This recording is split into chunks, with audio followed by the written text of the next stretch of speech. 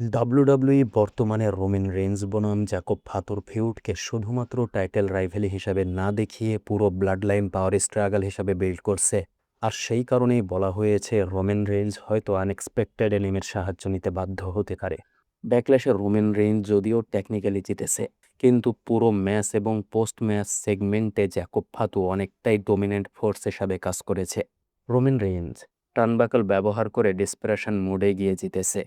তারপরেও জ্যাকব কিন্তু ম্যাচটা শেষ হওয়ার পরে ব্রুটাল আক্রমণ চালায়, অফিসিয়ালদের অ্যাটাক করে এবং টাইটেল হাতে দাঁড়িয়ে শো শেষ করে। এতে ক্লিয়ার মেসেজ ছিল রোমান রেইন চ্যাম্পিয়ন হলেও জ্যাকব ফাতু মেন্টালি তাকে ব্রেক করে দিয়েছে। সবচেয়ে ইন্টারেস্টিং বিষয় হলো ডাব্লিউডাব্লিউই এখন পর্যন্ত রোমানকে দুর্বল চ্যাম্পিয়ন হিসেবে দেখাচ্ছে।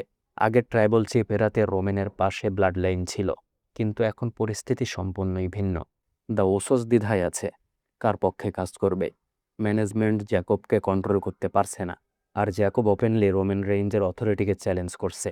অ্যাকনোলেজমেন্ট সেরামনিতে জ্যাকব আবার রোমান এবং দ্য উসোসকে আক্রমণ করে, আর স্টোরি লাইনকে আরও পার্সোনাল লেভেলে নিয়ে যায়।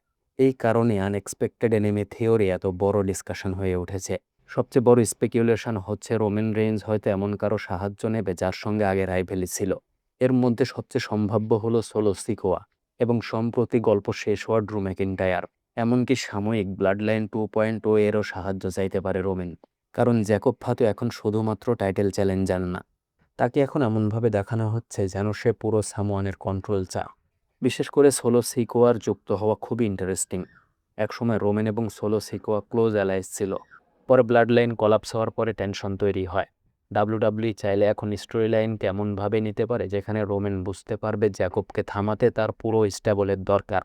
এতে হিউজ ইমোশন স্টোরি লাইন পাওয়া যাবে। আরেকটি বড় পসিবিলিটি হলো ডাব্লিউডাব্লিউ ইচ্ছাকৃতভাবে জ্যাকব ফাতুকে আনস্টেপেবল হরর টাইপ হিল হিসাবে বিল্ড করছে, ঠিক যেভাবে একসময় ব্রক লেসনারকে দেখানো হতো।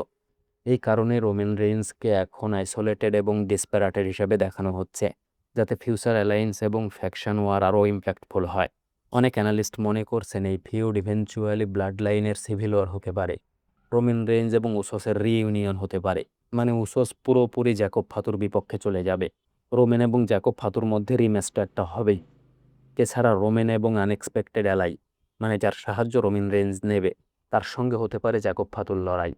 ব্যাকল্যাশের এন্ডিং এবং রয়ের ফলো আপ, এ দুইটা দেখে মনে হচ্ছে ডাব্লিউডাব্লিউই এই স্টোরি লাইনকে দীর্ঘ সময় ধরে মেইন ইভেন্ট লেভেলে চালাতে চায়।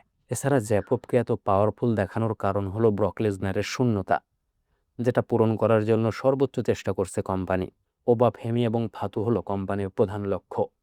এই দুজনের মধ্যে ফ্যানদের কাছে যেই টিকে থাকবে, সে হয়তো পরবর্তীতে ব্রক লেসনারের স্থান দখল করতে পারে।